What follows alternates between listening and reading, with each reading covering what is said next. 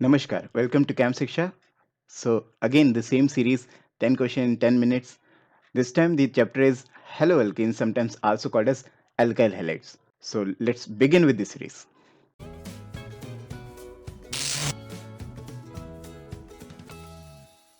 Okay, तो ये हमारा पहला क्वेश्चन है। पहले क्वेश्चन में आपसे कह रहा है कि इनमें से कौन है जो सब्स्टिट्यूशन रिएक्शन नहीं देगा या सबसे लीस्ट देगा। ऐसा कुछ नहीं कह रहा है कि SN1 की बात कर रहा है, SN2 की बात कर रहा है, ओवरऑल कह रहा है कि सब्स्टिट्यूशन रिएक्शन में से कौन है जो चारों में से सबसे कम देगा। तो यहाँ पे मैं आपको एक्स्ट्रा बात में एक इंपॉर्टेंट बात ये बताना चाहता हूँ। तो ऐसे कौन-कौन से मॉलिक्यूल्स होते हैं जो SN1 SN2 दोनों ही देने की टेंडेंसी नहीं रखते हैं। तो जैसे कि कभी अगर डबल बॉन्ड पे डायरेक्टली अगर कोई हैलोजन जुड़ा हुआ हो, जैसे डबल बॉन्ड पे यहाँ पे Cl जुड़ा हुआ है, या फिर मान लो बेंजीन पे है तो बेंजीन पे भी यहाँ पे आपके पास ओवरऑल डबल बॉन्ड्स तो होंगे। इस पे अगर डायरेक्टली आपके पास Cl जुड़ा हुआ हो, विनाइल हैलाइड्स, इसको क्या बोलेंगे? इसको बोलेंगे एराइल हैलाइड्स। Aryl halides. तो ये बहुत फेमस सा कोटेशन है इस चैप्टर के लिए कि aryl halides vinyl halides they neither give SN1 reaction nor SN2। ठीक है, मतलब नॉर्मल कंडीशंस में नहीं देता है। बल्कि इसके साथ साथ एक और मैं एक्स्ट्रा में आप याद रखें कि कभी भी अगर आपके पास इस तरह से मॉलिक्यूल बना हुआ है और इस ब्रिज हेड वाले कार्बन पे इस कार्बन पे अगर कोई हेलोजन जुड़ा हुआ है, जैसे कि क्लोरीन ब्रोमीन अगर कुछ जुड़ा हुआ है, तो अगर ब्रिज हेड कार्बन पे भी अगर हेलोजन जुड़ा हुआ है, वो भी SN1 SN2 रिएक्शन इतनी आसानी से नहीं देता। तो फिलहाल अगर इसकी बात करें तो डायरेक्टली जुड़ा हुआ जो हेलोजन है जो कि बेंजीन से जुड़ा हुआ है, it will not give SN1 SN2 reaction with the more ease. ये इतनी आसानी से रिएक्शन नहीं दे पाएगा, बाकी सब दे देंगे। ठीक है जी। नेक्स्ट देखते हैं नेक्स्ट क्वेश्चन आपसे कह रहा है एल्कोहलिक KOH डाला, कोई अल्काइल हैलाइड है, ये था आपके पास। एल्कोहलिक KOH डालने से होगा क्या? इधर से H इधर से Br या फिर इधर से H ले लो, कहीं से भी ले लो, कोई ऐसा कोई जरूरी नहीं है। जैसे मान लो आप इधर से H ले लो इधर से Br ले लो, तो एक तरफ से H एक तरफ से Br, इन दोनों को रिमूव कर दो, HBr निकल जाएगा और HBr निकल के यहाँ पे एल्कीन बन जाएगा। तो एक्चुअली मैं आपको ये बात कहना चाह रहा हूँ कि आपने ये पढ़ा होगा in the preparation of alkene in the hydrocarbon chapter कि अल्कोहलिक KOH अगर आप डालो, और इस चैप्टर में भी जब हम E2 रिएक्शंस पढ़ते हैं तो हम इस बात को पढ़ते हैं, अल्कोहलिक KOH अगर आप रिएक्शन डालोगे तो ऐसा करने से इधर से H इधर से Br निकलेगा, इधर डबल बॉन्ड बन जाएगा। तो पहली रिएक्शन तो हुई कंप्लीट। दूसरी रिएक्शन हाइड्रोकार्बन चैप्टर में आपने पढ़ा होगा कि अगर HBr का एडिशन अगर पेरोक्साइड के प्रेजेंस में करा जाए तो एंटी मार्कोनिकॉस से Br और H जुड़ते हैं। एंटी मार्कोनिकॉस से Br और H का मतलब ये है कि अगर पेरोक्साइड की प्रेजेंस में डालोगे तो आपका Br जुड़ेगा कोने पे और H जुड़ेगा यहाँ पे। अगर यही आपका पेरोक्साइड नहीं होता तो Br जुड़ता बीच में और H जुड़ता आपका कोने पे। तो फिलहाल H यहाँ Br यहाँ इस तरह से आपका जुड़ जाएगा। नेक्स्ट कह रहे हैं NaI एसीटोन। NaI एसीटोन अगर आप डालते हो किसी अल्काइल हैलाइड पे तो एक सब्स्टिट्यूशन रिएक्शन है सिंपल सी, जो क्या करेगा आयोडीन को यहाँ पे Br को रिप्लेस कर देगा आयोडीन से। तो ये क्या बना देगा? Finally this will give you CH3 CH CH2 I over here. तो ये रिएक्शन बना देगा, यहाँ पे आपका आयोडीन आ जाएगा and this will give you something like कि ऐसा कुछ दिख रहा है आपको कहीं? हाँ जी, यहाँ दिख रहा है। तो ये आपका बन जाएगा। तो लास्ट जो रिएक्शन थी Na एसीटोन वाली, इसको ध्यान रखना। कभी कभी कुछ बच्चे इसको कंफ्यूज कर देते हैं। उस रिएक्शन के साथ आपने एक और शायद रिएक्शन पढ़ी हो Na एसीटोन की। अगर आपके पास दो Br बराबर बराबर में होते हैं विसिनल डाइब्रोमाइड, और इस पे अगर Na एसीटोन डाल के अगर मैं हीट कर दूं, Na एसीटोन डाल के अगर मैं हीट कर दूं, तो ऐसे में ये दोनों Br निकल जाते हैं और ये एल्कीन का सिंथेसिस है, यहाँ से एल्कीन बन जाता है। ठीक है जी। लेकिन इस बात को ध्यान रखना कि आपके पास बराबर बराबर दो Br होंगे तो हो जाएगा एलिमिनेशन और ये दोनों Br को लेकर चला जाएगा, एल्कीन बन जाएगा। लेकिन अगर आपके पास एक ही Br होगा तो ऐसे में एलिमिनेशन नहीं होगा, ऐसे में आपका सब्स्टिट्यूशन होगा, ये आयोडीन जाके Br को रिप्लेस कर देगा और आपका आंसर आ जाएगा। Next question. अगला क्वेश्चन कह रहा है इनमें से कौन एम्बिडेंट न्यूक्लियोफाइल नहीं है? तो एम्बिडेंट न्यूक्लियोफाइल होते कौन है, जरा एक बार ये देख लें।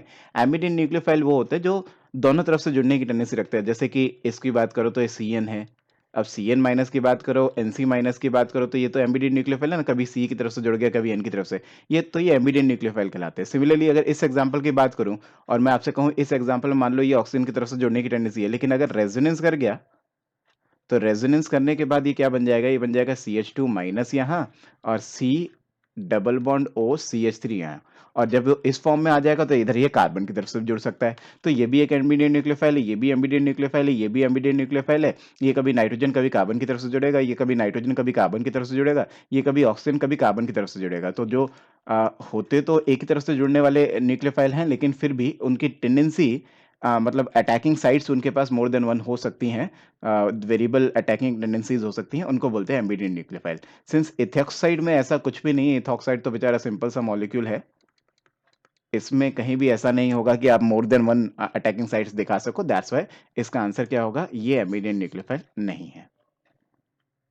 Next question. नेक्स्ट क्वेश्चन है which of the following will not react by unimolecular nucleophilic substitution. इसको जरा पढ़ने की कोशिश करो। यूनिमोलिकुलर न्यूक्लियोफिलिक सब्स्टिट्यूशन मतलब ये क्या कहना चाह रहा है, ये कहना चाह रहा है SN1, यूनिमोलिकुलर मतलब वन, और न्यूक्लियोफिलिक सब्स्टिट्यूशन मतलब SN1 रिएक्शन। इनमें से कौन है जो SN1 रिएक्शन नहीं देगा? तो ये तो मैंने अभी अभी आपको बताया, नीदर SN1 नॉर SN2 का केस जब मैं ऊपर अभी आपको समझा रहा था तो मैंने आपको बोला था कि ब्रिज हेड कार्बन पे अगर आपके पास कभी डायरेक्टली कोई हेलोजन जुड़ा होता है तो वो इतनी आसानी से SN1 SN2 रिएक्शन नहीं दिखाता है। तो इस कारण की वजह से यहाँ पे ये कभी SN1 रिएक्शन इतनी आसानी से नहीं दिखाएगा। इसका कारण क्या है? इसका कारण ये है कि SN1 रिएक्शन में ड्यूरिंग SN1 रिएक्शन आपका कार्बोकेटायन बनता है। तो आप यहाँ कार्बोकेटायन बना के देखो तो आपको ये भी पता होना चाहिए अपने GOC चैप्टर के माध्यम से कि कभी भी ब्रिज हेड वाले कार्बन पे कार्बोकेटायन अगर आप बनाओगे तो वो हाईली अनस्टेबल बनता है। इस कारण की वजह से यहाँ पे कार्बोकेटायन स्टेबल नहीं होगा। सिंस कार्बोकेटायन स्टेबल नहीं होगा तो SN1 रिएक्शन भी नहीं होगी। नेक्स्ट क्वेश्चन कह रहा है which of the following is most readily hydrolysed bye SN1 reaction. फिर से सिंपल सा क्वेश्चन कि इनमें से कौन है जो सबसे आसानी से SN1 रिएक्शन दिखाएगा। तो सबसे आसानी से SN1 रिएक्शन कौन दिखाएगा? I can say the ease of SN1 reaction is directly proportional to the stability of carbocation, stability of carbocation. तो आप अपने मन में ये सोच के देखो कि इन चारों ऑप्शन में से सबसे मोस्ट स्टेबल कार्बोकेटायन कहाँ पे बन रहा है। जैसे आप ये सोच के देखो कि भाई इसका Cl हटाओ यहाँ प्लस बनाओ, इसका Br हटाओ यहाँ प्लस बनाओ, इसका Cl हटाओ यहाँ पे प्लस बनाओ, इसका C हटाओ यहाँ पे प्लस बनाओ, Cl हटाओ यहाँ पे प्लस बनाओ। तो ऐसा सोच के आप देखो कि चारों में से कौन सा कार्बोकेटायन सबसे ज्यादा स्टेबल बन रहा है। तो यहाँ ये तो सबसे अनस्टेबल है भाई, ये तो सबसे अनस्टेबल है क्योंकि डबल बॉन्ड पे पॉजिटिव चार्ज हाईली अनस्टेबल। ये एलाइलिक है, ये फिर भी थोड़ा स्टेबल है, ये भी थोड़ा स्टेबल है। मोस्ट स्टेबल ये है क्योंकि ये स्ट्रक्चर क्या है, ये स्ट्रक्चर है कार्बन, इसके ऊपर पॉजिटिव। तो ये कार्बोकेटायन क्या है, 3 बेंजीन रिंग है यहाँ पे। तो अगर आपके पास ऐसे 3 डिग्री बेंजाइलिक होगा तो वो काफी ज्यादा रेजोनेंस से स्टेबलाइज हो जाएगा। दैट्स वाई ये आपका मोस्ट स्टेबल कार्बोकेटायन है, इसलिए सबसे ज्यादा टेंडेंसी इसकी होगी SN1 रिएक्शन दिखाने की। Next question. क्या क्वेश्चन है, ये कह रहा है कि इनमें से चारों में से कौन यूज होगा फॉर फॉर्मिंग की अगर मेरे को C2H5OH से को C2H5Cl बनाना हो। तो भाई चारों यूज हो जाते हैं, ये तो एक फैक्चुअल बात है, आपको ये रिएक्शन पता होने चाहिए। तो ये आपको पता होना चाहिए किसी भी अल्कोहल से उसका रेस्पेक्टिव क्लोराइड बनाने के लिए आप PCl5 भी यूज कर सकते हो तो भी ये काम हो जाएगा, PCl3 यूज कर सकते हो, PCl3 PCl5 कुछ भी यूज करो तो ये काम हो जाएगा, SOCl2 से भी काम हो जाएगा। इनफैक्ट ये वाला तो बहुत ही आसान है, बल्कि ये बहुत फेमस सी बात है, ये आपने शायद सुना होगा, इसको बोलते हैं लिकाज रीजेंट। तो लिकाज रीजेंट वाली आपने बात सुनी होगी, लिकाज रीजेंट से अगर आप ट्रीट करोगे तो भी वो रेस्पेक्टिव OH से उसके क्लोराइड में कन्वर्ट कर देगा। तो लिकाज रीजेंट भी ये काम आपका करवा देगा। नेक्स्ट क्वेश्चन कह रहे हैं आपके पास कोई क्लोरोबेंजीन है। क्लोरोबेंजीन मतलब कि आपके पास बेंजीन के ऊपर क्लोरीन है, क्लोरोबेंजीन है, और उस क्लोरोबेंजीन पे आपने Mg डाला ड्राई ईथर की प्रेजेंस में। ऐसा करने पे आपका एक ग्रिग्नार्ड रीजेंट सिंथेसाइज हो जाएगा जिसको मैं बोलूं PHMgBr या PHMgCl अगर Cl है तो। ठीक है, इसके बाद आपने यहाँ पे डाल दिया कोई alcohol ETOH, ETOH is ethanol, C2H5OH। अगर आपने कभी भी ETOH डाल दिया RMGX की प्रेजेंस में तो कभी भी कोई RMGX अगर आपके पास हो उसमें अगर आप कोई भी सोर्स ऑफ अल्कोहल डाल दो, कोई भी सोर्स ऑफ H+ आयन डाल दो, हाइड्रोजन डोनर स्पीसीज, जैसे कि मान लो इसमें अगर आपने पानी डाल दिया, इसमें अगर आपने कोई अल्कोहल डाल दिया, इसमें अगर आपने कोई अमोनिया डाल दिया फॉर एग्जांपल, तो ये सब क्या करते हैं, या कोई भी एसिड डाल दिया फॉर एग्जांपल, ये सभी क्या करते हैं, हाइड्रोजन डोनर का काम करते हैं। और ये सब हाइड्रोजन डोनेट करके इस R को दे देंगे और RH बन जाएगा। ये एल्केन की प्रिपरेशन होता था। तो इस यहाँ पे भी क्या होगा, यहाँ पे भी ये जो नीचे नीचे वाला सेक्शन दिख रहा है बेंजीन वाला सेक्शन, इसके साथ ये हाइड्रोजन जाके जुड़ जाएगा और प्रोडक्ट क्या आ जाएगा, प्रोडक्ट आ जाएगा बेंजीन, नॉर्मल बेंजीन, हाइड्रोजन आ जाएगा यहाँ। और साइड प्रोडक्ट में क्या आ जाएगा, साइड प्रोडक्ट में Mg के साथ Cl और उसके साथ OET जुड़ा हुआ है। हमें तो अपने ऑर्गेनिक प्रोडक्ट पे फोकस करना है, दैट्स वाई यहाँ पे क्या बनेगा, यहाँ पे आपका बनेगा बेंजीन। Next question. ये क्वेश्चन कुछ अच्छा है, इसको जरा ध्यान से सुने। इस क्वेश्चन के समझने के लिए आपको एसिडिटी बेसिसिटी का थोड़ा सा कॉन्सेप्ट पता होना चाहिए। तो अगर मैं आपसे बात करूं HF है, आपके पास HCl है, आपके पास HBr है और आपके पास HI है। तो इनमें से अगर मैं बात करूं तो अगर मैं एसिडिटी का ट्रेंड इनका अगर आपसे मैं पूछूं तो आपको ये पता होना चाहिए, एसिडिटी का ट्रेंड अगर मैं पूछूं तो ये आपका लीस्ट एसिडिक होगा HF और ये आपका मोस्ट एसिडिक होगा। ठीक है जी। तो ये मोस्ट एसिडिक, ये least acidic, top to bottom जाने में एसिडिटी बढ़ रही है। तो अगर मैं इनके कॉन्जुगेट बेसिस बना दूं, जैसे कि इनके कॉन्जुगेट बेसिस बनाए मैंने, तो इसका कॉन्जुगेट बेस बनेगा F माइनस, इसका कॉन्जुगेट बेस बनेगा Cl माइनस, इसका कॉन्जुगेट बेस बनेगा Br माइनस, और इसका कॉन्जुगेट बेस बनेगा I माइनस। तो अगर आप इनके कॉन्जुगेट बेसिस बना दो और उनके बारे में अगर सोचो, तो कॉन्जुगेट बेसिस की ऐसा होता है कि अगर एसिड आपका वीक हो तो कॉन्जुगेट बेस स्ट्रांग होता है, और एसिड अगर आपका बहुत ज्यादा स्ट्रांग एसिड हो तो उसका जो कॉन्जुगेट बेस होता है वो वीक हो जाता है। इसका मतलब ये है कि अगर ये लेस एसिडिक था तो इसका जो ये F माइनस है ये स्ट्रांग बेस होगा, और जबकि ये मोस्ट एसिडिक था तो इसका रेस्पेक्टिव जो कॉन्जुगेट बेस होगा वो आपका वीक बेस होगा। ठीक है जी। तो अभी आपसे पूछ रहा है कि भाई मेरे को ये बताओ कि इनमें से कौन अच्छा न्यूक्लियोफाइल का काम करेगा, कौन बुरा न्यूक्लियोफाइल का काम करेगा। तो अगर मैं आपको बताऊं तो देखो भाई, जनरली तो ये बोला जाता है कि जो अच्छा बेस है वही अच्छा न्यूक्लियोफाइल है। ठीक है जी। जिसकी वजह से क्या होगा, जिसकी वजह से अच्छा न्यूक्लियोफाइल कौन होगा, अच्छा न्यूक्लियोफाइल कौन होगा आपका F माइनस, उससे पुअर Cl माइनस, उससे पुअर Br माइनस, उससे पुअर आपका I माइनस। ठीक है जी। जिस हिसाब से आपका न्यूक्लियोफिलिसिटी अगर आप देखोगे तो डायरेक्टली प्रोपोर्शनल बेसिसिटी चलेगा, लेकिन अगर कभी भी आपके पास जिन न्यूक्लियोफाइल्स को आप कंपेयर कर रहे हो उनके अगर साइज डिफरेंसेस हो, जैसे कि ये काफी छोटा होगा, ये उससे उससे बड़ा होगा, ये उससे बड़ा, ये सबसे बड़ा होगा, साइज डिफरेंसेस है, तो ये स्टेटमेंट गलत हो जाती है। कब? अगर मैं पोलर प्रोटिक सॉल्वेंट की बात कर रहा हूं, इन पोलर प्रोटिक सॉल्वेंट, ये जो रिलेशनशिप है ये इन्वर्सली प्रोपोर्शनल हो जाता है। जो अच्छा बेस है वो पुअर न्यूक्लियोफाइल हो जाता है। तो अगर पोलर प्रोटिक सॉल्वेंट में आप मेरे से बोलोगे तो पोलर प्रोटिक सॉल्वेंट में आंसर उल्टा आ जाएगा। पोलर प्रोटिक सॉल्वेंट जो वीक होगा मतलब I माइनस, वो हो जाएगा स्ट्रॉन्ग न्यूक्लियोफाइल, फिर Br माइनस आयन, फिर आपके पास Cl माइनस आयन, फिर आपके पास F माइनस आयन।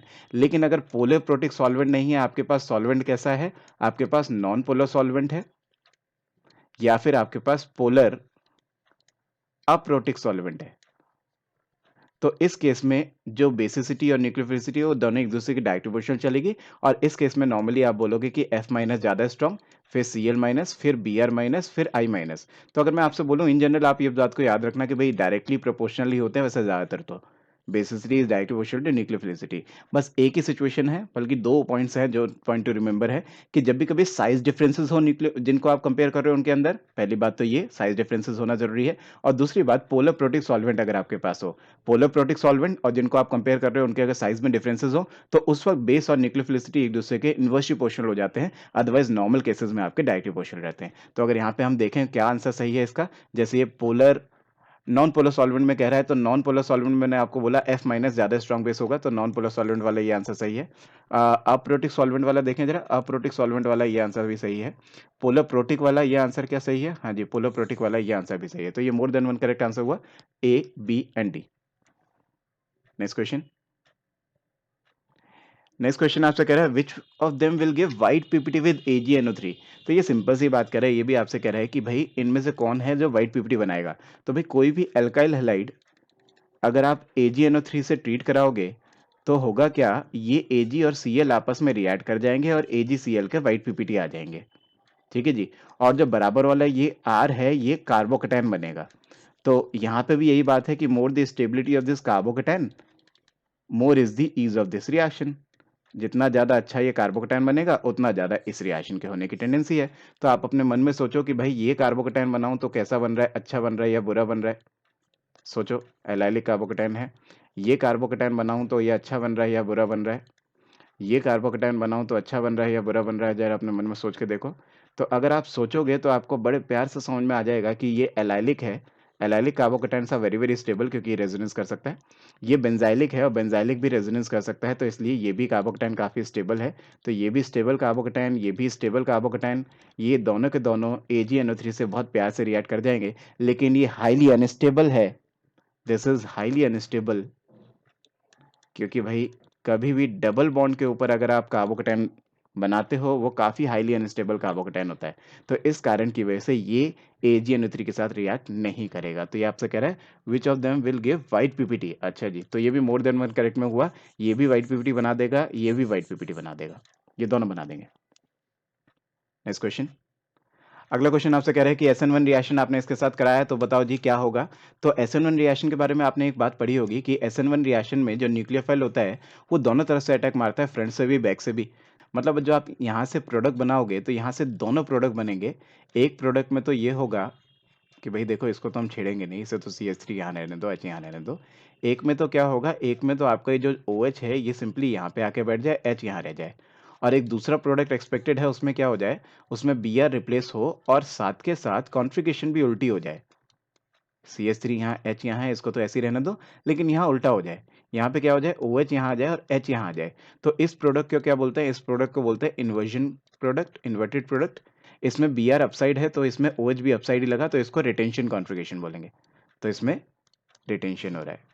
तो आपके पास रिटेंशन प्रोडक्ट भी आएगा, इन्वर्जन प्रोडक्ट भी आएगा कि Br जिस जगह पे लगा हुआ था, उस जगह पे भी आपका OH लग सकता है और उसके उल्टी जगह पे भी आपका OH लग सकता है, इनके इन्वर्टेड प्रोडक्ट भी बन सकता है। तो अगर आपको ये पूछे कि SN1 रिएक्शन का प्रोडक्ट क्या-क्या है और आपको अगर दोनों ही ऑप्शन में दे रखे हैं, तो मल्टी करेक्ट आंसर होगा। तो इसके हिसाब से आंसर ये भी हो सकता है और आंसर ये भी हो सकता है। So this was a quick revision for the chapter called Hello Alkanes, sometimes also called as Alkyl Halides। लेकिन सिर्फ इतने क्वेश्चंस इनफ नहीं है, आप बहुत सारी प्रैक्टिस करें और प्लीज़ अगर आपको और भी क्वेश्चंस चाहिए हो तो प्लीज़ हमें मेंशन करें। At last I hope I helped you. Please subscribe chem Shiksha. Thank you.